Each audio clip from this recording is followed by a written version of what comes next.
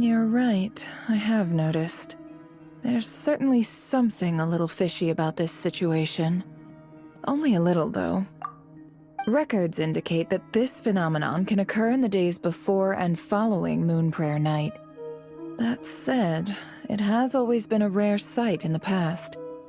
The odds of encountering these phantoms are similar to looking up in the night sky, happening to see a shooting star, and managing to make a wish before it disappears.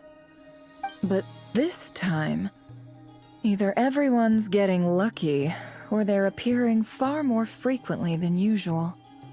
Yehoda's out gathering intel as we speak.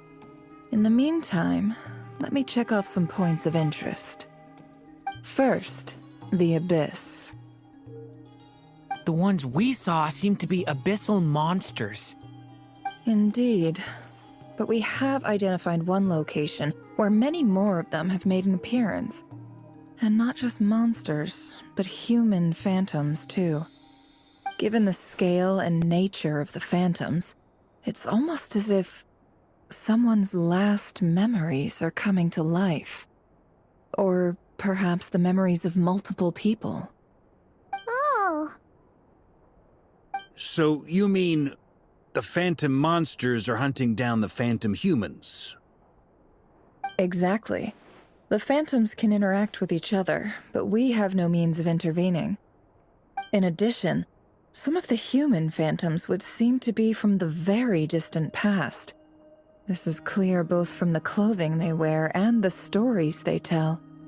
They claim to be from Hyperborea, a name which I've heard from Lauma before.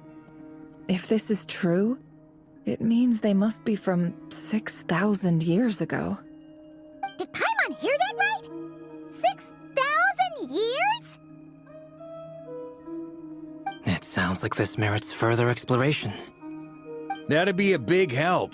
I'll leave it with you, Albedo. My knowledge of ancient history is non-existent. I used to doze off every time the pre-Knights of Favonius era came up in class. It's quite a miracle that you were able to understand these phantoms' speech, given how long ago they lived. I suppose you're right. But I'll leave the archaeologists to ruminate over that conundrum. As an intelligence broker, my sole interest is in the value of the information I gather. Which, in this case, hopefully means earning myself some good favor with our dear Lady Moonchanter. So calculating. Whew, this intel broker logic always catches Paimon by surprise. Sounds to me like we could split the work up. I think the abyssal phenomenon is best left to Albedo, Flint's, and me. Agreed. It coincides with my duty as a lightkeeper. For my part, I'd like to understand the Abyss better. Even a little knowledge would go a long way. This is certainly a rare opportunity to study the Abyss. But even rarer, perhaps, is the chance to make contact with the Ancients. The Curatorium will take the lead on investigating the Hyperboreans. We put in the work to learn what we know so far. It seems only fair that we get some quantity of exclusive intel. That just leaves our trusty team of 2 unassigned. Since you became an honorary knight, of course. This was part of my grand plan all along. Ha ha ha! Oh yeah, by the way, we managed to convince Columbina to come to the Moon Prayer Night celebrations. Would you and Yehoda like to join too? She agreed to that? Huh. Quite an achievement. Never underestimate the traveler, I guess. I'd be happy to join. No point shutting myself inside when the streets are all decked out. I doubt any clients will be visiting during the festival in any case. And Yehoda loves a party, so I'm sure she'll jump at the opportunity.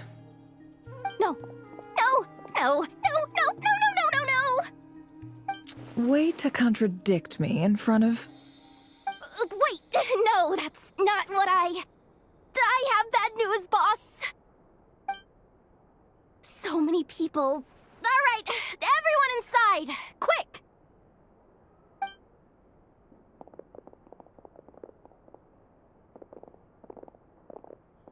This This is gonna sound crazy, but hear me out. I saw one of those phantoms at Star Sand Shoal, and it was some sort of flying ship. Like a spaceship?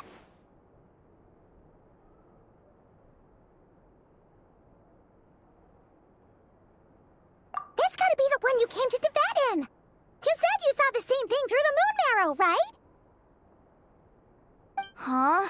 You already know about it? Ugh, I thought I was gonna blow people's minds. Turns out I'm the last to find out.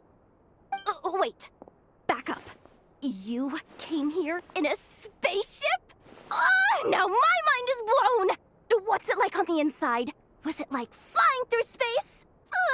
I want to know everything! Yep, exactly. Huge discovery. You're the best. Second best intel broker in the world. After your boss, of course. Wow. Really? Well, I don't know if I'm all that, but... I guess that decides where we're heading next. Come on, don't look at me like that.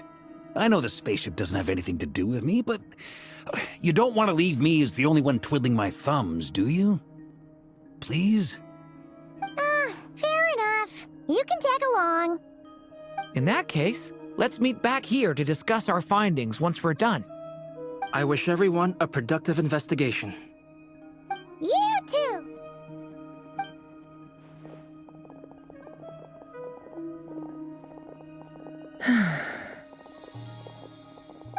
What's up, boss? Aren't we gonna head out? Tell me, Yehuda, when did the curatorium start giving out intel for free? Oh, sorry, boss.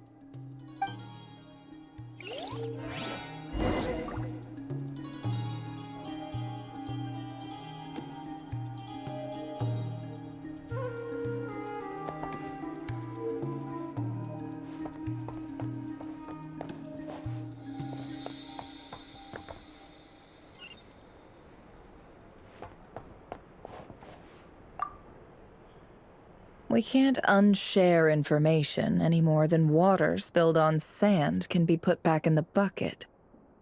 I'll just have to balance the books some other way. Please, boss. There's gotta be another way. Who knows? Depending on what they find, maybe this will work in our favor. Please don't find me. Please.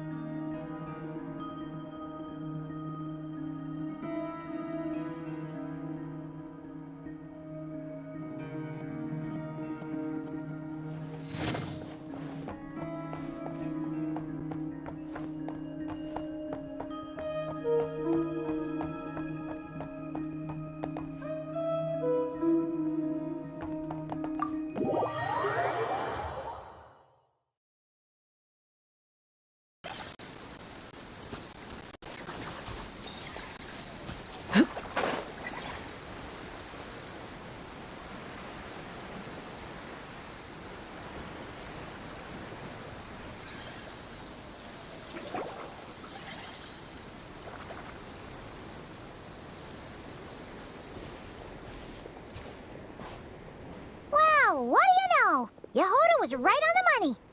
This phantom really is your spaceship. But that's so weird. Why would it show up here? Is it some kind of projection? Or a ghost? Like, maybe it no longer exists, but somehow it left an afterimage?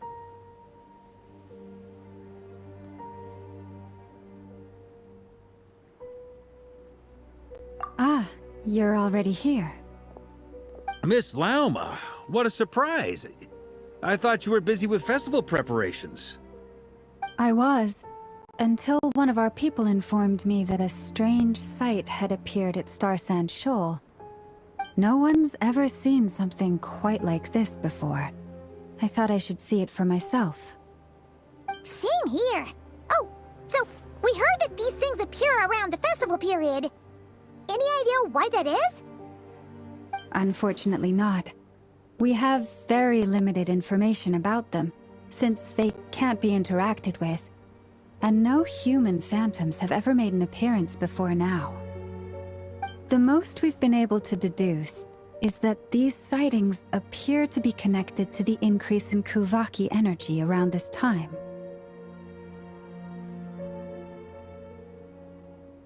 Yeah, seems like that's all we can do. This is all so confusing. Allow me to lend you a hand.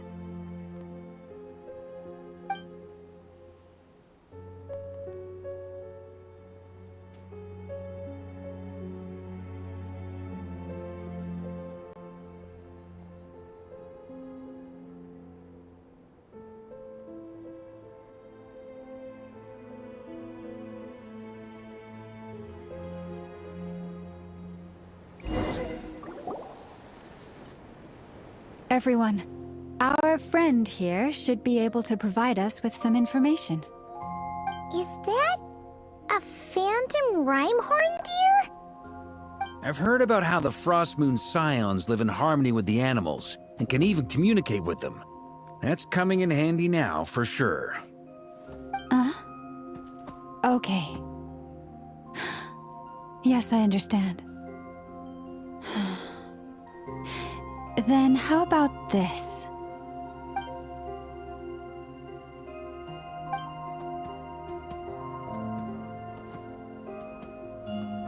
Oh, it's leaving.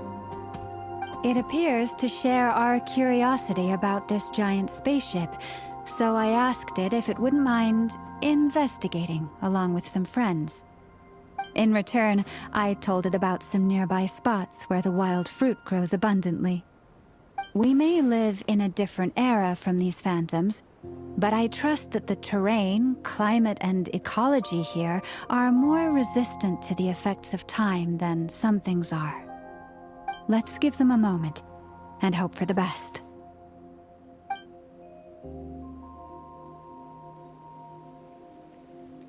All back together? Must have been a lot of fruit. Indeed. Now let me ask them some questions.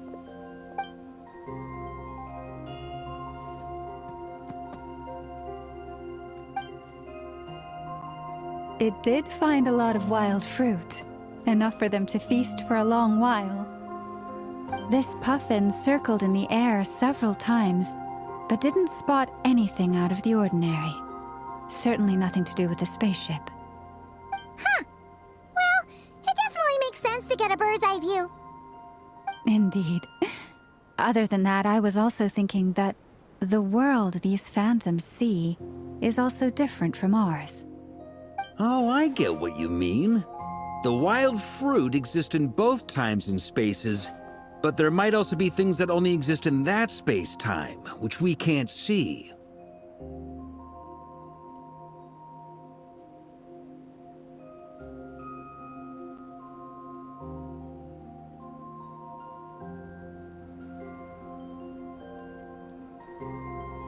Good point. Great thinking, Lauma. Blunthorn rhinos can use Kuvaki to shift great rocks, but this one says it couldn't get that ship to budge by even an inch. The sniffer mole tried too, but despite being a skilled digger, it could not get through. They say that the spaceship looks robust and undamaged. It seems completely impervious to any and all attacks. Whatever lies within is well defended from harm. So, just like us humans, there was nothing they could do about this spaceship either. Yes, still, they deserve our thanks. We are grateful for all your efforts, dear friends. Now go, and enjoy your feast.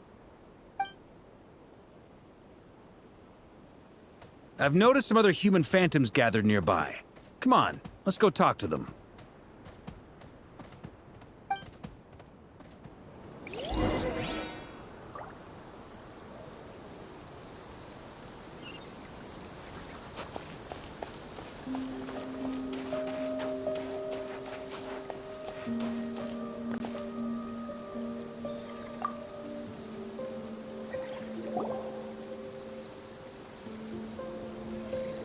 What is this thing? I've never seen it move, and there's no way to get inside. Goodness knows. My grandpa says it's been sitting here at least since his grandpa was still alive. What about his grandpa? Did he say anything to your grandpa's grandpa about it? Huh?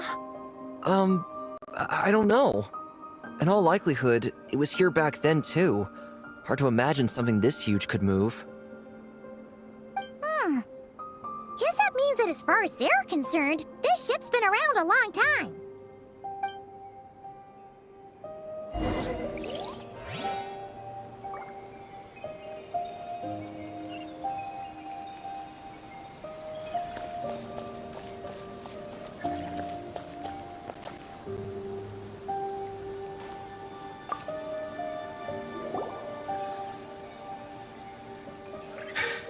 Come on, brothers. If we can get even a small chunk off of this thing, it's gotta be worth a fortune. Today is the day we strike it rich. Huh? You mean Paimon? Yes, brother, I shall join you. Let's make our fortune. We should go with them. What the? This thing is crazy tough. I can't even scratch it. What's it made of? Sorry, brother. Looks like we'll have to seek our fortunes elsewhere. Enjoying yourself? I was just seeing if I could influence this phantom's perception by playing. But nope, no dice.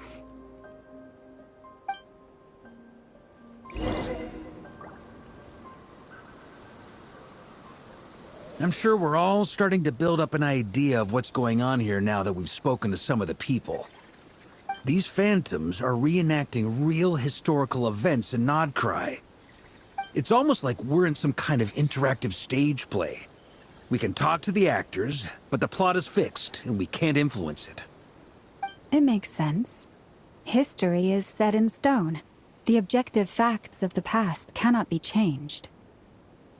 Paimon totally thought you were just goofing around earlier. But actually, you were doing some serious investigating. Of course I was.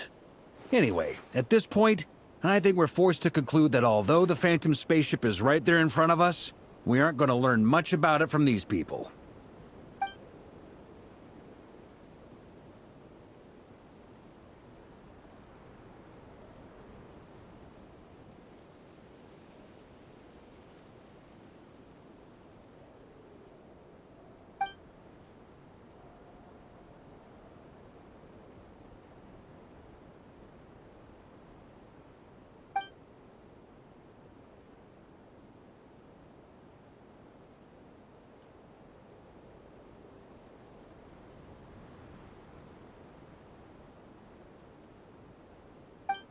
Don't be discouraged.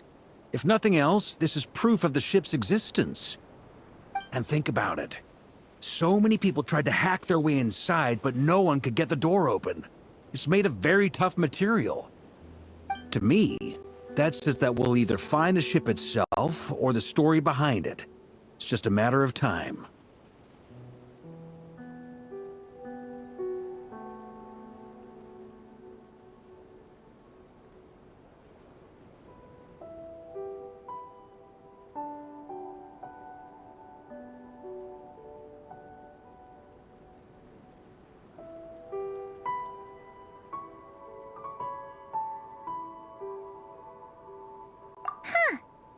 Every now and then, when Varka gets serious, he actually does seem like Grandmaster material for once.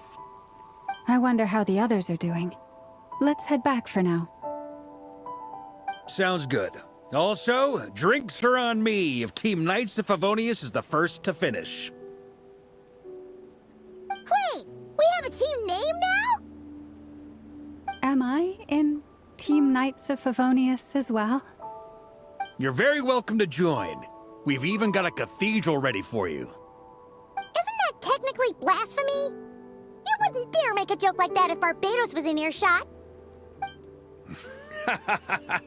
Nah, I'm sure Barbados doesn't mind a little harmless blasphemy once in a while.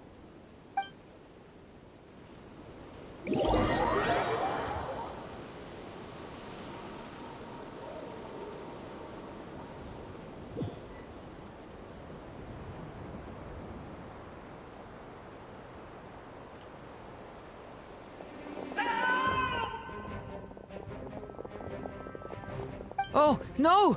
Get away! Oh.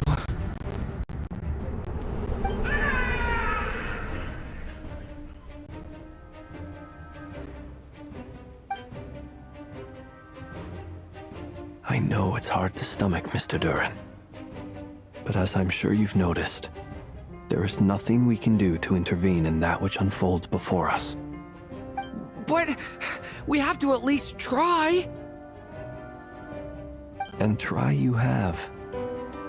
But are you aware of how many unsuccessful attempts you've made now? I wasn't keeping count. I'm afraid this is the 39th failure so far. Or the 5th if we're only counting this particular victim. There are no indications that these phantoms may be altered in any way. You seem to have calmed down a little. I'll make us a fire. You should rest and have some water. Feeling any better now, Mr. Duran? May I ask a few questions? Be my guest. What exactly are we witnessing here? What happened to those people? My guess would be that we are seeing Nodcry during the Conrian Cataclysm. Would that be accurate? Conria. That is correct. As you know, once the Abyss senses even the tiniest crack, it floods in and spreads like wildfire. There was a time in the distant past when it permeated all of Nodcry, causing immeasurable harm. The people paid a terrible price to heal this land. Then, 500 years ago, the whole of Tevat suffered an abyssal disaster. Once more, Nodcry was dealt a devastating blow. I see. In the face of the abyssal onslaught, all were like grains of sand tossed around by a tidal wave. Be they human, fae, or god. The moment you witnessed is but one drop in a whole ocean of catastrophe. All right. I guess that answers my second question, too. I wanted to know why there's nothing I could do to help them, and that's because what we are seeing is history. That would be my guess as well. As I understand it, history and fate are not all that dissimilar. The latter may be unseen to us, but both are immutable. Yes. Fate was determined long, long ago. I still have a couple of other questions for you, Mr. Flintz. You mentioned more than one abyssal disaster that has struck this land in the past. How can you be sure that what we're seeing is from the Conrian incident? And also, how are you able to stay so calm when you're talking about these events? From everything I know about you, you're not cold or ruthless, and you're not indifferent to the suffering of others. Alas, I am forced to show my age. I must be 600 or 700 years old by human measure. Wait, so you... One is not easily moved by history when one has witnessed the truth firsthand. I'm sorry. You needn't apologize. Your passion is a good thing to have. Treasure it, because someday you may find it in terribly short supply.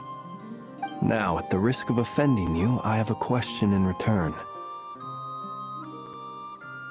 Your curiosity toward the Abyss, is it born from hatred or because you sense its call?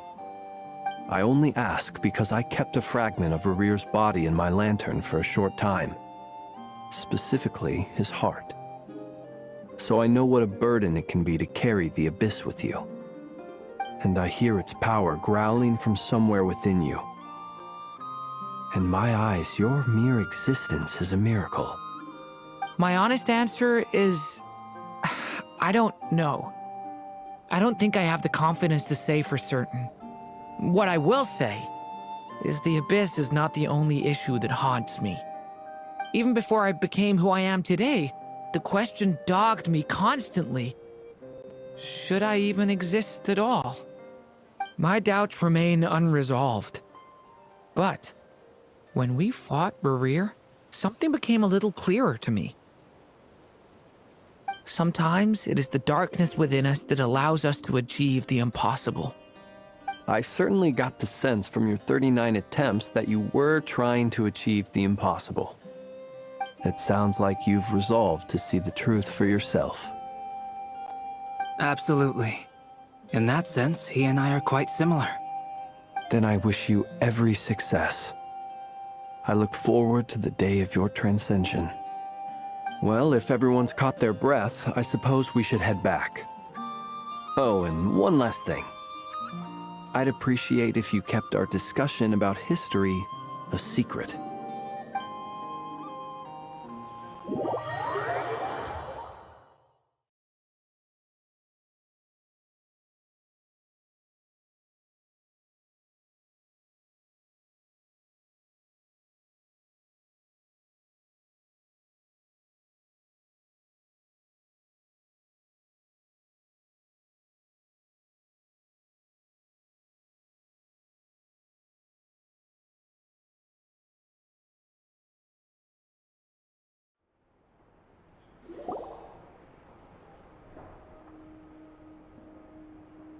Incredibly, our separate investigations led us all to the same conclusion.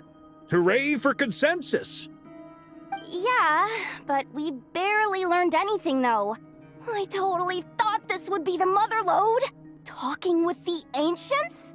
I mean, come on! But nope. All we got was useless snippets of conversation. And all this stuff about moons and hyperopia. What a load of baloney. Seems like people back then had a few screws loose. I understand your frustration. We found the same issue. Each phantom only showed a very brief moment in time.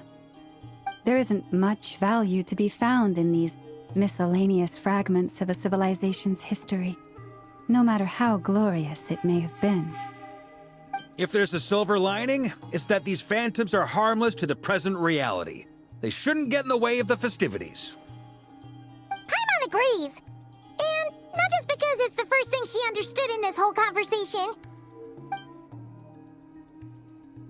You look disappointed, Nefer. Is something the matter? What do you think? We all worked our tails off, but the only one to gain anything from it was you, Lady Moonjanter. Well, please do share the Hyperborean records with me. I will gladly inscribe them in our people's documents. Oh, duh! Yeah! That was it! Hyperborea! Hyperborea. I'm serious. Only an expert in the Frost Moon Scions and their history can turn these records into valuable research material. The alternative is to let them gather dust on the Curatorium's storage shelves until the pages turn yellow. Nefer, you're wise enough to know that cooperating and sharing the profits is the best course of action here.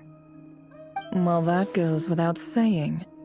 Sure, let's do that. Huh? But didn't you say we aren't supposed to give out intel for free? Sorry. Shutting up. Now is not a good time to push Nefer's buttons. Anyway, back to Moon Prayer Night. I'm thinking that we should prepare something a little special, aside from the usual decorations and so on. You mean a parting gift? Can't go wrong with food. Although, does food go bad on the moon? Perhaps a lantern would be a better choice. It might be dark up there. It could prove difficult to light a lantern on the moon. Magical stones might serve that purpose better. What about a clockwork mecha model from Fontaine? I've got a whole bunch at home. I use them for fighting practice in my free time. None of these sound like things she would be even remotely interested in. But we don't interact with her enough to know what she likes. Yeah. It would really save us the guesswork if someone could find out what she's into. Wait, what the? Traveler? They're all looking at you.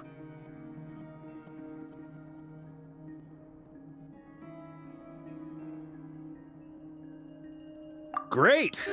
Haha, problem solved. Now, I need to stop by Dory's. Gonna need her help sourcing a bunch of stuff for the festival. Then let's leave it there for now. We all have our own business to attend to. Traveler, if you find out what Kutar likes, let us know right away.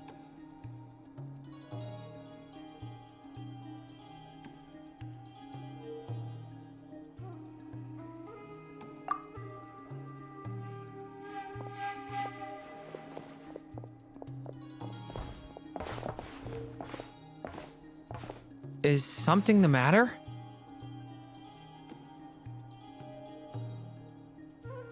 I'm fine. It's just... I'm still feeling a little rattled after witnessing the horrors of the Abyss. But it's okay. This is something I have to work through. I'll be all right. Thanks for your concern. Well, don't put too much pressure on yourself. If you ever feel like something's wrong, physically or mentally, we're here to talk.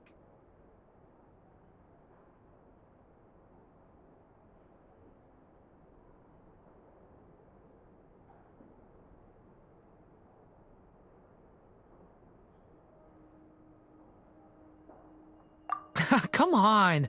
Stop treating me like a kid.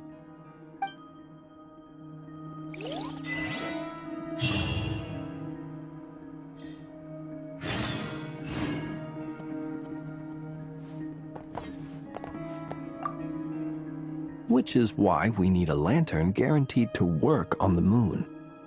Yes, I have a few ideas, but the lantern itself is the easy part. The real issue is how little we know about the lunar environment. Wait, you two are serious about this? Let's just say I'm intrigued by these shining magical stones that Mr. Albedo has mentioned.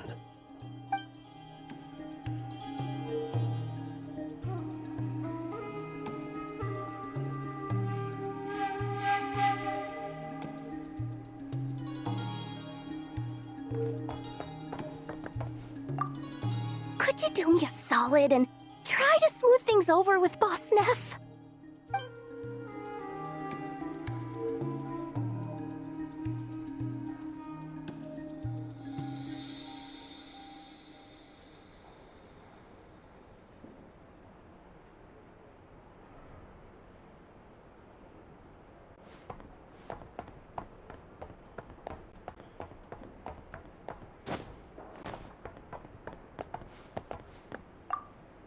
Miss Lauma, would you accompany me into town?